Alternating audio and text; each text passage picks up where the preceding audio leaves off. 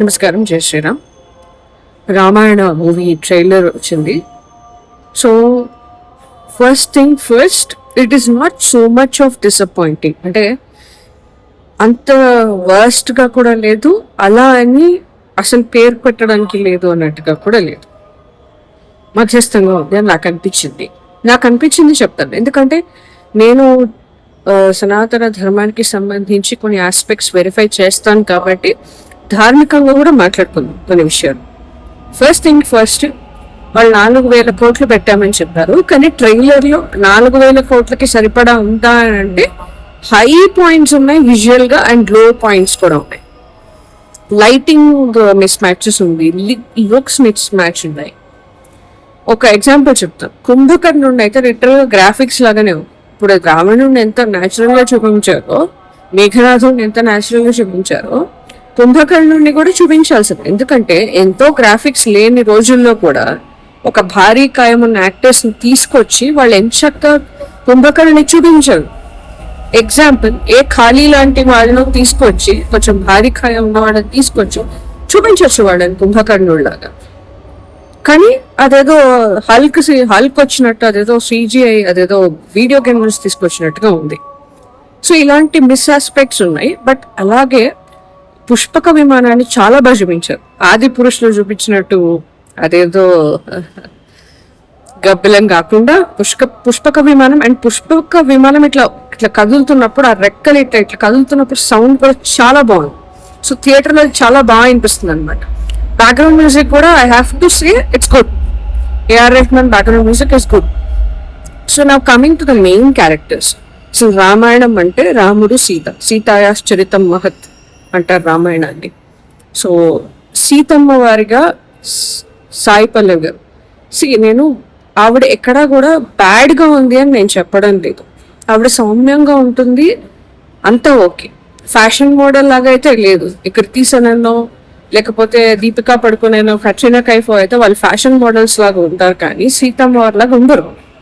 ఈమె బ్యాడ్ కాదు, కానీ సీతమ్మ వారిని ఇప్పుడు దూరదర్శన్లో రామాయణం ఆవిడ సీతగా ఎవరు చేశారు, ఆవిడ పేరు నాకు గుర్తు రావట్లేదు. నిజంగా చాలా బాగున్నారు ఆవిడ ఆ రోజుల్లో. ఆవిడ చూస్తే సీత అని ఒక ఫీలింగ్ వచ్చింది. నేను తర్వాత ఇంకొక రామాయణం చూశాను, 2 రామాయణాలు చూశాను. అందులో ఒక దాంట్లో మదిరాక్షి అని ఆవిడ చూశాను. ఆవిడ చూస్తే కూడా నాకు మంచి ఫీలింగ్ వచ్చింది.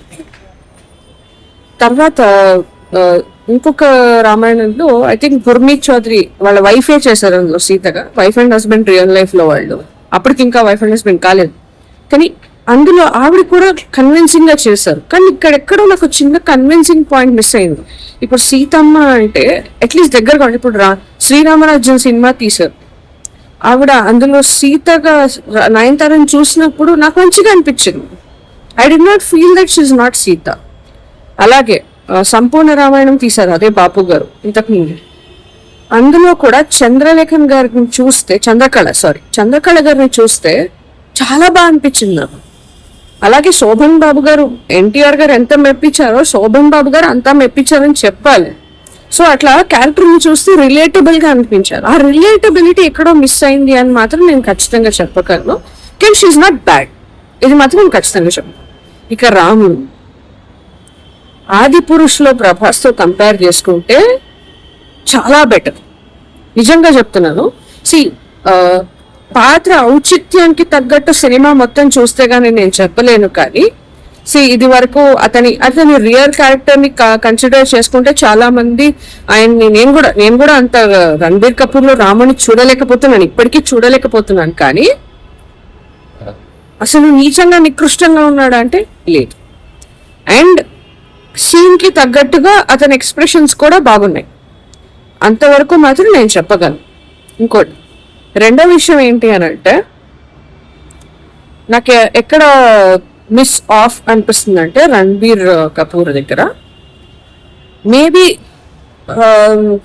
ఒక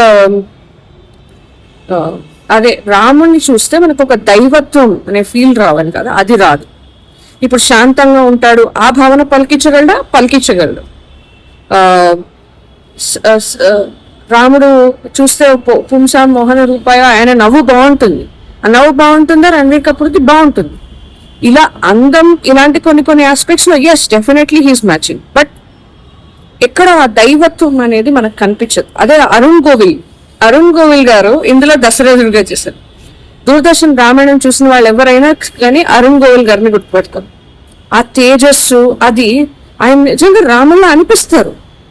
కానీ ఎక్కడో ఈయన దగ్గర నాకు అది మిస్ అయింది. టీవీలో ఆశీష్ శర్మ చేశారు, ఇంకొక దాన్ని గుర్మీత్ చౌదరి చేశారు. వాళ్ళు కూడా నాకు మంచిగా అనిపించారు. ఈయన బ్యాడ్ అని చెప్పను, రణబీర్ కపూర్ బ్యాడ్ అని చెప్పను.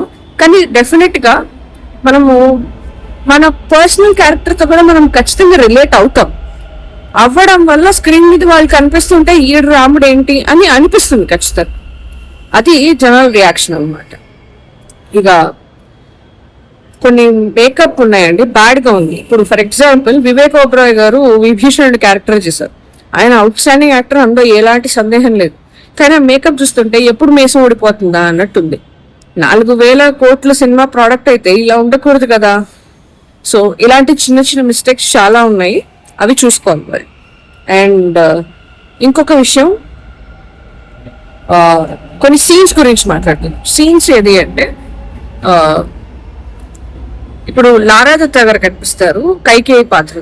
నిజంగా మోడర్న్ అత్తగారు లాగా ఉన్నారండి. నిజంగా కైకేయి అంటే ఆ సీన్ లో కైకేయి ముఖం మీద 2 ఎక్స్ప్రెషన్స్ పలకాలి. ఒకటి బాధ, 2 క్రోధం. ఇంకొక సైడ్ రాముడి మీద ప్రేమ కూడా ఉంటుంది ఆవిడకి, అది కూడా పలకాలి. మరి ఫుల్ పిక్చర్ లో ఎలా ఉంటుందో నాకు తెలీదు, నాకు అది కన్విన్సింగ్ గా అనిపించలేదు. రెండోది శూర్పణఖ క్యారెక్టర్ కి రకుల్ ప్రీత్ సింగ్ గారు కరెక్ట్ కాదు. ఎందుకంటే వాళ్ళు ఏదో సార్కాస్ట్ ఉండాలని పెట్టారు, కానీ నిజం చెప్పాలంటే యాక్చువల్గా 2 ఫోల్డ్ గా ఉండాలి. ఎందుకంటే శూర్పణఖ ఒరిజినల్ రూపం చాలా భయానకమైన రూపం. ఆవిడ పేరుకి ఆవిడ రూపానికి మ్యాచింగ్ ఉంటుంది. ఎందుకంటే ఆవిడ పేరు శూర్ప, తెలుగులో చెప్పాలంటే శా, కాబట్టి శూర్పణఖ అంటే నఖము అంటే గోళ్ళు, శూర్పము అంటే చాలా షార్ప్ ఎడ్జ్డ్ అంటే పొడుగ్గా ఉండి చాలా షార్ప్ ఎడ్జ్ అంటే గుచ్చితే గుచ్చుకుపోయేంత ఆవిడ గోళ్ళే ఆవిడ ఆయుధంలాగా పనిచేస్తాయి. అంత షార్ప్ నెయిల్స్ కలదు. అందుకనే ఆ రోజులో నిజంగానే సార్థక నామధేయాలు పెట్టేవారండి. రావణుడి అసలు పేరు దశగ్రీవ అంటే 10 తలకాయలు ఉన్నవాడు అని అర్థం. పౌలస్త్య ఋషి పెట్టిన పేరు అది. రావణ అనే పేరు పరమశివుడు ఇచ్చాడు. అది కూడా ఎందుకు అంటే రోధించినందుకు. కైలాసగిరిని తొక్కితే కైలాసగిరిని ఎత్తేస్తాడు పరమశివుడు కనిపించలేదని. ఎత్తేస్తే తొక్కితే ఆ బరువుకి ఆ ప్రెషర్ కి గట్టిగా రోధిస్తాడు అనమాట. ఆ లోకాలు అదిరిపోయేలాగా రోధిస్తాడు. అందుకని రావణ అంటే రోదన అని అర్థం. అందుకని రావణ అనే నామం వచ్చింది. సార్థక నామధేయాలు అవన్నీ. సో శూర్పణఖ అంత భయంకరమైన రాక్షసి. ఆవిడ రూపం మార్చుకుని వెళ్తుంది. మాయా రూపాలు పొందగలరు వాళ్ళు, మాయావులు వాళ్ళు మాయా రూపాలు పొందగలిగినప్పుడు అప్పుడు 2 రూపాలు చూపించాలి. రకుల్ ప్రీత్ సింగ్ గారిని చూపించినప్పుడు మరి వాళ్ళ అసలు రూపం రాక్షస రూపం కూడా చూపించాల్సింది, అది చూపించలేదు. ఇంకోటి ఏంటంటే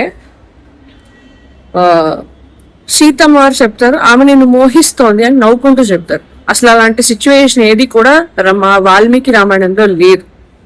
ఓకే, సీతమ్మ వారు ఎప్పుడైనా కానీ గంభీరంగా ప్రతిదానికి మాట్లాడేయడం, ప్రతిదానికి రియాక్ట్ అయిపోవడం ఆవిడ నైజం కాదు అసలు. ఆఖరికి ఇక్కడ శూర్పణఖ ముక్కు చెవులు కోసినప్పుడు సీతమ్మడు అయ్యో కోసేసారా అన్నట్టు చూసినట్టు చూపించారు. కావాలంటే మీరు అందరు చూడండి. కానీ నిజానికి అసలు పిటి కానీ అంటే అయ్యో కోసేసారే అన్న జాలి కానీ అయ్యో పాపం అని కానీ అలాంటి భావన ఏది కూడా సీతమ్మ మొహంలో లేదు. ఎందుకు అంటే ఆమె చేసింది తప్పు. పరపురుషుణ్ణి మోహించడం తప్పు, అధర్మం. రెండోది, ఫస్ట్ రాముడు ఒప్పుకోకపోతే లక్ష్మణుడి వైపు కూడా వెళ్తుంది, అదే అధర్మం. మూడోది, వీళ్ళిద్దరూ అలా ఒప్పుకోకపోవడానికి కారణం ఎవరు? సీత ఉంటే రాముడు సీత లేకపోతే రాముడు ఒప్పుకుంటాడు కాబట్టి సీతమ్మని చంపేయడానికి వెళ్తుంది. సీతమ్మని చంపేయడానికి వెళ్తాడు. తన తల్లి సమానమైన సీతమ్మని అలా చంపేయడానికి వెళ్తుంటే ఆమె స్త్రీ కాబట్టి ఆమెను చంపకూడదు కాబట్టి హైయెస్ట్ పనిష్మెంట్ ఏది అంటే ముక్కు చెవులు కోయడం. ఇవి 2 రూపానికి మెయిన్ గనక వాటి కోసేస్తాడు. అది ఒక శిక్ష అంతే. అంతేగాని అతనికి ఏం సరదా పుట్టి కొయ్యల. లేకపోతే ఆడవాళ్ళ ముక్కు చెవులు కోయడం లక్ష్మణుడి యొక్క ప్రవృత్తి కాదు. అక్కడ ఆమె ఎంత భీకరంగా చూస్తుందో వాల్మీకి రామాయణం చదివితే తెలుస్తుంది.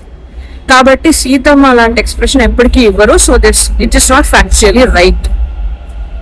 సో ఫ్యాక్చువల్ గా కూడా కొన్ని కొన్ని చిన్న చిన్న తప్పులు ఉన్నాయి, కానీ ఆదిపురుషుతో పోలిస్తే ఇది చాలా చాలా చాలా నయం అని చెప్పాలన్నమాట. ఆదిపురుషుతో పోలిస్తే మటుకు 100% చాలా న్యాయం చేసినట్టే చెప్పాలి రామాయణానికి. ఇక సినిమా చూస్తే వాళ్ళు ఎలాంటి అంటే కాల్పనికత ఉంటుంది, సినిమా అన్నాక లిబర్టీ తీసుకుంటారు, కానీ పాత్ర ఔచిత్యాన్ని, రామాయణ ఔచిత్యాన్ని దెబ్బతీసే విధంగా ఉండకుండా చేస్తే నేను దానికి చాలా సంతోషిస్తాను. అలా మేమందరం ధర్మం అంటే కొంచెం ఇష్టం ఉన్న వాళ్ళు మేము సంతోషిస్తాం. మిగతా వాళ్ళ సంగతి మాకు తెలియదు, ఎందుకంటే వాళ్ళకి సినిమాలాగా చూస్తారు కదా, కాబట్టి వాళ్ళ సంగతి మాకు తెలియదు. కానీ ఇవి కొన్ని ఎగ్జాంపుల్స్. ఓకే, అలాగే ఇంకొక విషయం ఏంటి అంటే ఆవిడ రథం మీద వెళ్తూ ఉంటది. రథం మీద వెళ్తుంటే ఆ యానిమల్స్ ఉన్నాయండి బాబు, అవి అయితే మరి ఏంటో అది ఎలా ఉన్నాయో నాకు తెలియదు. ఇంకొకటి ఏంటంటే అసలు శూర్పణఖ క్యారెక్టర్ ఇందులో ఎలా చూపిస్తారో నాకు తెలియదు, కానీ ఆవిడ చేసే డ్రామా అంతా ఇంత కాదు. వాల్మీకి రామాయణం ప్రకారం ఫస్ట్ ఇదంతా చేసిన తర్వాత ఫస్ట్ కరుడి దగ్గరికి దూషణుడి దగ్గరికి వెళ్తుంది. కరదూషణుల్ని రెచ్చగొడితే వాళ్ళు 14 మందిని పంపిస్తారు, వాళ్ళని అంతం చేసేస్తాడు రాముడు. ఆ తర్వాత కబంధుడు విరాధుడు ఇలాంటి వాళ్ళని పంపిస్తారు, అంతం చేసేస్తారు. తర్వాత కరదూషణులు మొత్తం 14,000 మందిని వెంట పెట్టుకుని వెళ్తాం. అందులో త్రిశిరస్కుడు వాడికి 3 తలలు ఉంటాయి, వాడి సేనాధిపతిని వెంట పెట్టుకుని వెళ్తారు. అందరూ నాశనం అయిపోతాం. అర్థాధిక ముహూర్తం అంటే 1:12 నిమిషాల్లో మొత్తం అందరూ ఫినిష్. రాముడు ఒక్కడే యుద్ధం చేస్తాడు.